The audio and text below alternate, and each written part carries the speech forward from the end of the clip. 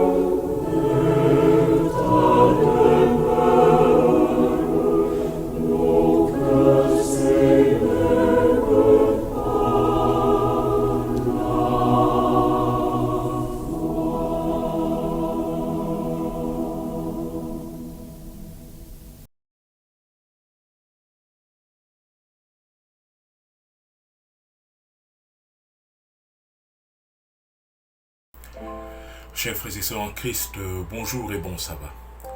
C'est un privilège pour moi de pouvoir vous souhaiter une cordiale bienvenue à votre émission Espérance et vie. Le titre du sermon de ce sabbat est Seigneur, souffle dans ma vie. Seigneur, souffle dans ma vie. Prions. Saint-Esprit, nous te remercions pour nous avoir permis en ce jour de sabbat d'être comptés encore parmi les vivants. Nous te demandons, nous te prions de nous pardonner, Seigneur. Pardonne-nous. Pardonne-nous nos péchés. Efface nos transgressions. Efface nos iniquités. Sanctifie-nous par ta puissance et par ta présence dans nos vies, Saint-Esprit. Connecte-nous à Jésus-Christ. Permets que Jésus-Christ puisse écouter nos doléances en ce saint jour de sabbat et qu'il puisse nous exaucer au-delà même de nos rêves et de nos aspirations. Accorde-nous, Seigneur, la sagesse et l'intelligence. Permets que nous puissions être ceux qui te craignent et qui vivent selon ta volonté. Et que même lorsque nous trébuchons et que nous tombons, que tu puisses toujours nous relever et nous permettre de grandir spirituellement dans la foi en Jésus-Christ. Merci Père éternel pour ton amour. Voici donc, enseigne-nous ta parole. Sanctifie mon esprit, ma bouche, mes paroles, afin que Seigneur, toute parole qui sortira de moi puisse être des paroles que toi-même tu as choisies pour ton peuple. Merci, parce que nous te prions au précieux nom de Jésus-Christ. Amen. Seigneur, souffle dans ma vie. C'est l'histoire d'une femme très active à l'église, chantant, membre d'une chorale ou des femmes de l'église, très engagée, une jeune femme, jeune mariée, et elle vivait avec son mari, et son mari lui aussi très actif à l'église. Et 2 ans sont passés, 3 ans sont passés, 4 ans sont passés, 5 ans de mariage sont passés, 7 ans de mariage sont passés. Le couple est incapable d'avoir des enfants. Alors, après vérification médicaux,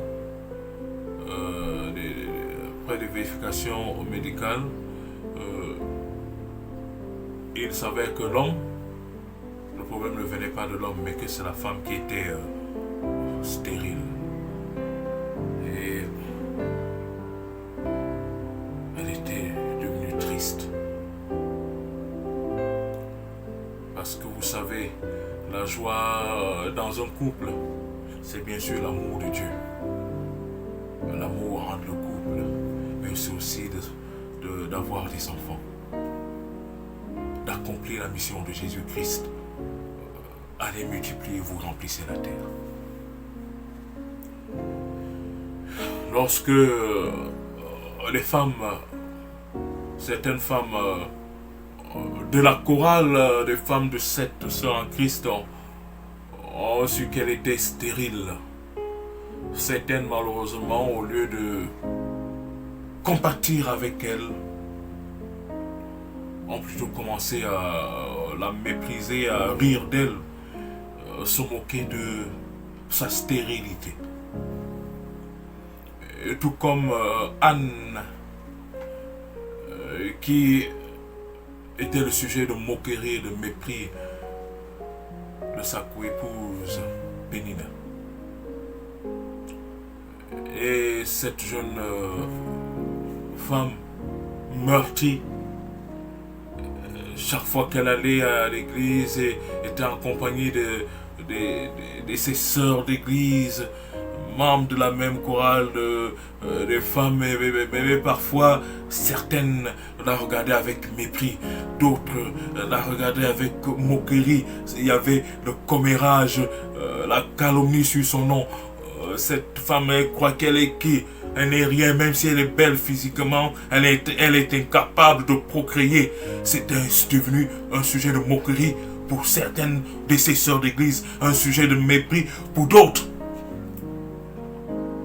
Alors que ceci devait être un sujet de quoi? De prière pour certaines de ces femmes.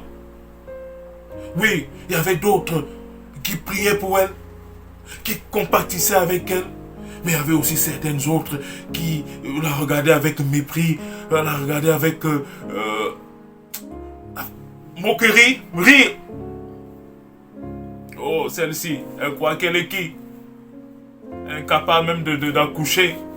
Oh, celle-ci, elle croit que parce qu'elle est belle, sa beauté ne sert à rien. Elle est incapable d'accoucher. Elle était donc meurtrie, cette sœur en Christ. Meurtrie. Elle s'est mise à pleurer. Elle s'est mise à pleurer avec amertume. Elle est rentrée chez elle.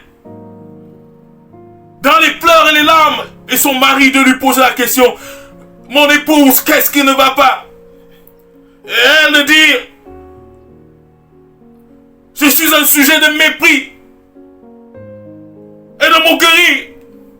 De certaines sœurs qui sont supposées en principe m'encourager, me donner de l'espoir, mais je suis plutôt meurtri.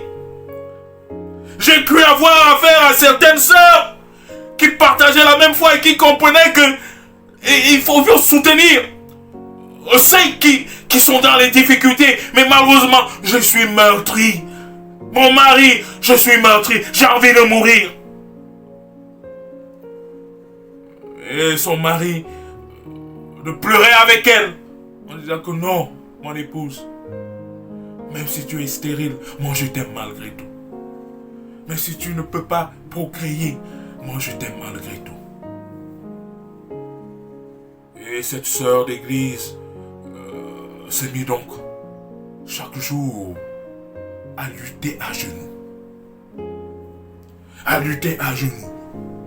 En disant, Seigneur, tu ne m'as pas créé pour être stérile. Je refuse, Seigneur. Même comme je suis comme morte. Je suis considéré comme une poubelle. Je suis considéré comme une vaurien. Je suis considéré comme une tombe blanchie. Je suis le sujet de moquerie. Je suis le sujet de mépris de certaines de mes sœurs en Christ. Seigneur, j'ai même déjà honte même d'aller à l'église. Parce que dès que j'entre à l'église, j'ai même déjà honte d'aller à la chorale. Parce que dès que je pars à la chorale, il y a toujours certaines personnes qui me regardent avec mépris, qui me regardent avec dédain, qui me regardent qui se moquent de ma situation. Seigneur, mieux vaut mourir, mieux vaut que tu me tues, mieux vaut que tu m'enlèves la vie. Je ne peux plus supporter.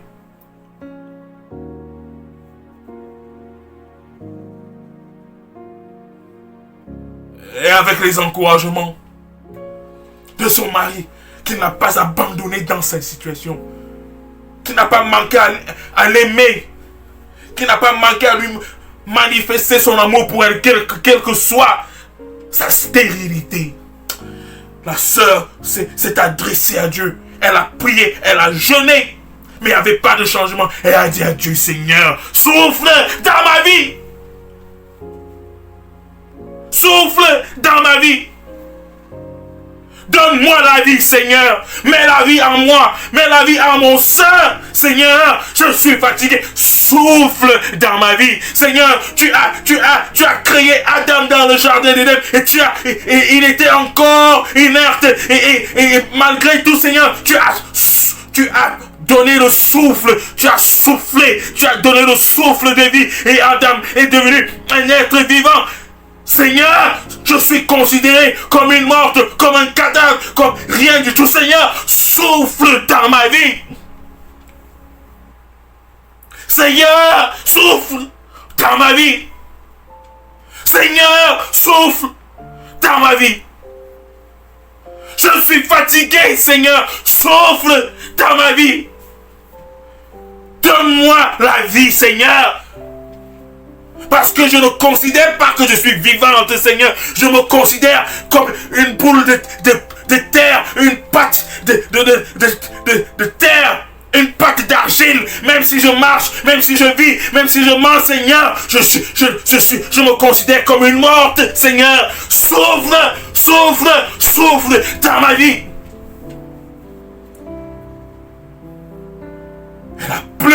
Elle a crié vers Dieu. Elle a dit, Seigneur, souffle dans ma vie. Souffle dans ma vie.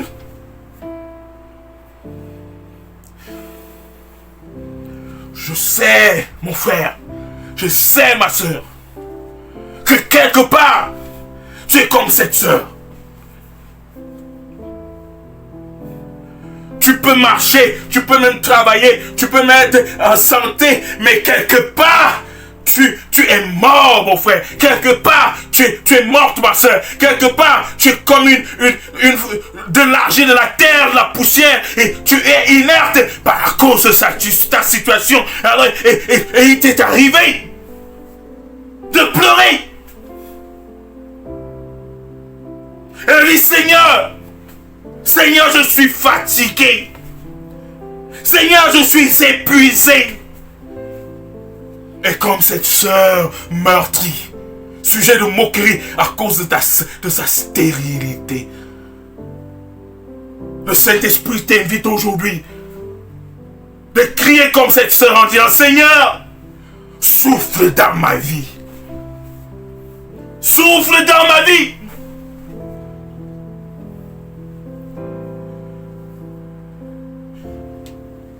Pendant que certaines personnes continuent à se moquer de cette sœur, pendant que certaines personnes continuent à mépriser cette sœur était connectée avec le Saint-Esprit. Cette sœur était connectée avec Jésus-Christ. Cette sœur n'a pas abandonné l'espoir de changement.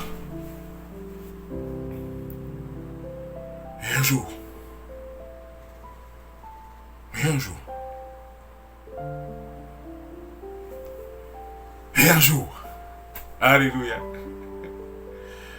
vous comprenez mon sourire et mon rire. Et un jour, chers amis, le miracle d'Anne s'est produit dans la vie de cette sœur en crise. Alléluia. Elle a commencé à constater qu'elle n'avait plus de règles. Elle a constaté qu'il y avait un changement. Elle-même, elle n'a pas cru. Elle a pris ça comme si, ou bien je suis malade. Elle a attendu, elle n'a rien dit à son mari. 2 semaines, 3 semaines sont passées. Elle ne voit pas ses règles. Elle se dit peut-être que, non, elle est malade. Parce que quand Dieu souffle dans ta vie, quand Dieu décide de télécharger le changement dans ta vie, c'est comme un rêve. Cette sœur en Christ se regarde et elle voit qu'un mois est passé. 2 mois, elle se rend compte qu'elle est enceinte. Alléluia. Elle dit à son mari, mon mari, j'ai un retard. Hein?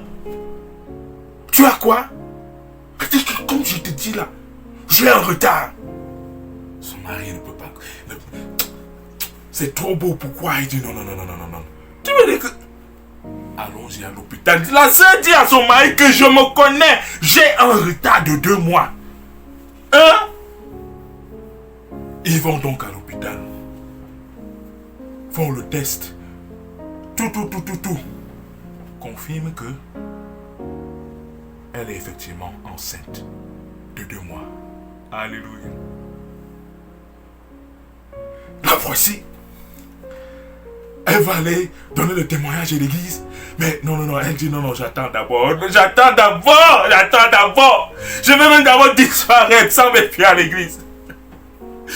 Alors, elle part donc, elle dit à son mari que elle va aller, elle préfère aller chez sa mère au village. Aller passer le temps là-bas, le temps de la grossesse et tout. Alors elle part donc chez sa mère. 6 mois passés, et on filme toutes les étapes de la grossesse. Son mari de temps en temps part là-bas au village. Et personne à l'église, personne de la chorale de cette femme n'est au courant que cette femme est enceinte. Ils ont seulement constaté qu'elle ne vient plus à l'église. Ça fait déjà 6 mois qu'elle n'est plus à l'église. Pendant ce temps, la grossesse continue de se développer normalement. J'ai eu de l'accouchement. Le mari il part au village. Comme il y avait un centre de santé au village. Et la sœur accouche d'un joli bébé, d'une belle fille. Alléluia. Seigneur, souffle dans ma vie. Tout, on prend les photos, tout, de l'accouchement et tout. Et quand elle accouche, elle rentre donc en ville.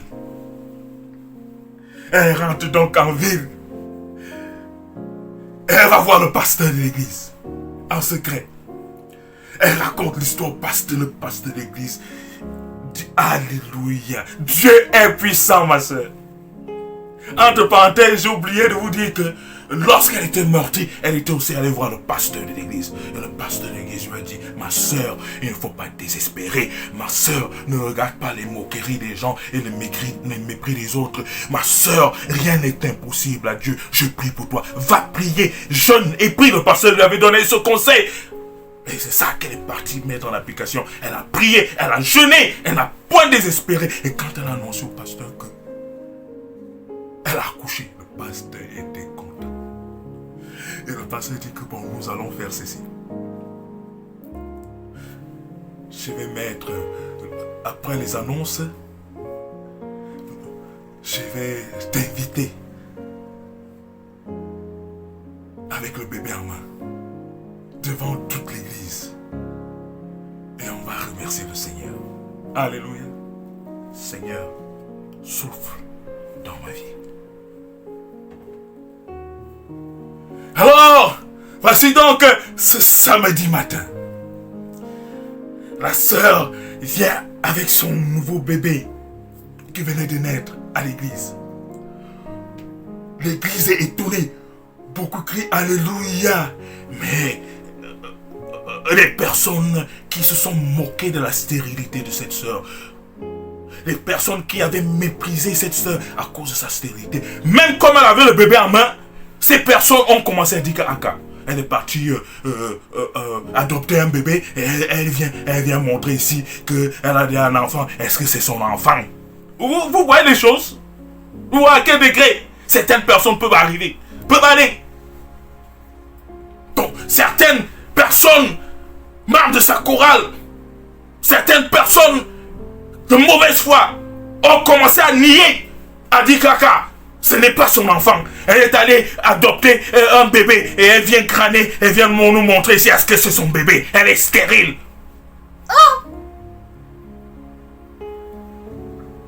Et le pasteur, ayant suivi ces choses, lui, il dit que vous allez voir, vous allez confirmer que Dieu, rien n'est impossible à Dieu. Et tac, il appuie le bouton sur l'écran, bam, le projecteur lance. Et le projecteur montre les photos des étapes de la grossesse de cette femme, de cette sœur en Christ. Le projecteur montre quand elle était à l'hôpital, quand elle a accouché, comment l'enfant et les sages-femmes la faisaient accoucher. Et les gens qui se moquaient de cette sœur avaient leur bec fermé, avaient leur gueule fermée. Ils étaient honteux parce qu'ils ne pouvaient plus nier, ils ne pouvaient plus venir en arrière sur leur moquerie. Ils avaient été humiliés. Dieu les a humiliés. Dieu les a corrigés. Ils ont compris que c'est l'éternel Dieu, rien n'est impossible à Dieu. Et l'éternel Dieu qui est capable de créer l'humanité, il est capable de souffler un souffle nouveau dans la vie de ses enfants. Alléluia. Et dis doucement, c'est quoi? Seigneur, souffle dans ma vie. Et cette soeur qui venait avec le bébé en main et son mari, et les autres femmes qui étaient contentes, et les autres frères qui étaient contents, l'ont rejoint. Ils étaient en train de danser en allant vers la chaire du pasteur. Et tout le monde, l'église était dans la joie. Et les moqueurs, et les moqueuses, et celles qui l'avaient méprisé, et ceux qui l'avaient méprisé, étaient obligés de danser aussi pour reconnaître que l'éternel Dieu est grand. Il a accompli ce miracle dans la vie de cette sœur. Oui, mon frère, oui, ma sœur, même tes ennemis, même tes adversaires, même ceux qui te méprisent, même ceux qui se moquent de toi, même ceux qui t'ont opprimé, lorsque l'éternel soufflera dans ta vie, ce sont ces mêmes personnes qui seront obligées de reconnaître la grandeur de l'éternel Dieu dans ta vie. Alléluia. Seigneur, souffle dans ma vie.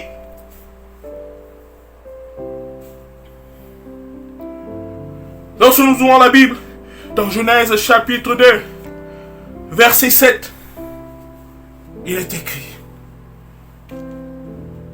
L'Éternel Dieu forma l'homme de la poussière de la terre. Il souffla dans ses narines un souffle de vie. Alléluia. Il souffla dans ses narines un souffle de vie. Et l'homme devint quoi? Un être vivant. Alléluia. Seigneur, souffle dans ma vie. Dis ça, mon frère. Dis ça, ma soeur. Toi qui traverses les moments difficiles et il semble que ta vie ne dose plus. Il semble que même si tu es vivant, mais tu es une personne considérée comme une personne morte, sans avenir. Morte, même si tu es vivant. Et ta situation te pousse à crier en disant: Seigneur, je suis fatigué. Mais crie en disant: Seigneur, souffle dans ma vie. Seigneur, souffle dans ma vie. Car lorsque tu souffles dans ma vie, je redeviens un être quoi? Vivant. Alléluia. Seigneur, souffle dans ma vie. Et cette sœur qui chantait: Ayane, Ayane Duma, Ayane Jesus mon zambe, Ayane, Ayane Duma, Ayane, qui veut dire en boulot, qui veut dire Dieu est digne d'être adoré, il est digne d'être glorifié. Oui, parce que l'Éternel est capable de changer toute situation. Alléluia. Lorsque l'Éternel télécharge le changement dans ta vie, personne ne peut arrêter le téléchargement de ce changement. Lorsque l'Éternel souffle dans ta vie, tu redeviens un être nouveau. Tu redeviens un être vivant. Ta vie est transformée, changée, tu es restauré et tu es élevé pour la gloire de Jésus-Christ. Alléluia. Seigneur, souffle dans ma vie.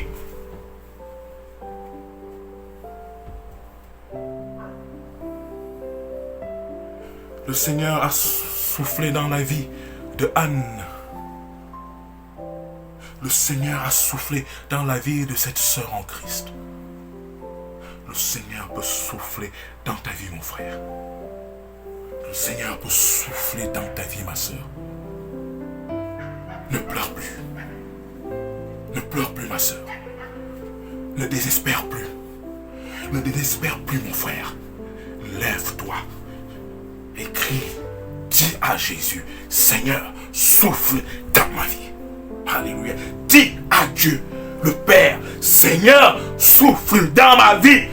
Dis au Saint-Esprit, Seigneur, souffle dans ma vie. Crie. Ne te fatigue pas. Même si la situation semble ne pas changer, ne te fatigue pas. Crie toujours, Seigneur, souffle, souffle dans ma vie.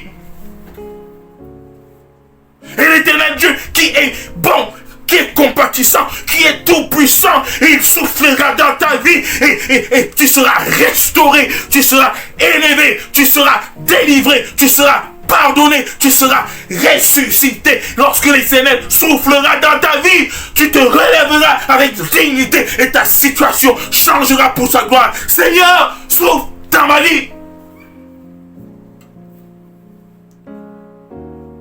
Souhaites-tu que le Seigneur, l'Éternel Dieu, puisse souffler dans ta vie aujourd'hui même? Le souhaites-tu? Alors où que tu sois, mets-toi à genoux maintenant. Mets-toi à genoux maintenant. Mets-toi à genoux maintenant. Et crie, Seigneur, Seigneur, souffle dans ma vie. Tu as soufflé dans la vie d'Adam. Et Adam est devenu un être vivant. Seigneur, je suis meurtri dans ma situation. Je suis meurtri dans mes situations. Ça ne va pas. Seigneur, souffle, souffle, souffle dans ma vie. Et l'Éternel Dieu le fera. Alléluia. Que l'Éternel vous bénisse. Seigneur, souffle dans ma vie. Amen.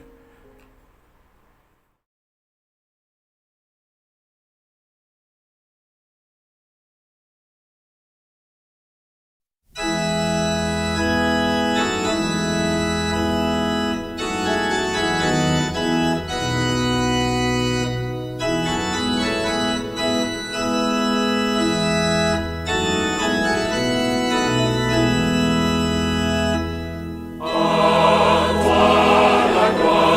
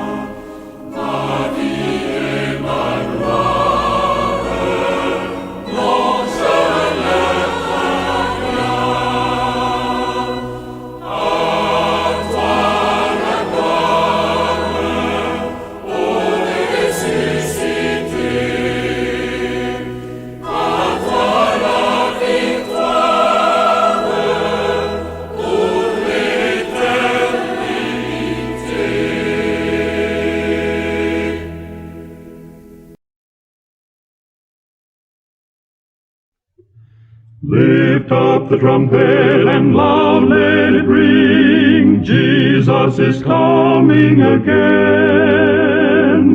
Cheer up, ye pilgrims, be joyful and sing. Jesus is coming again. Coming again, coming again. Jesus is coming again.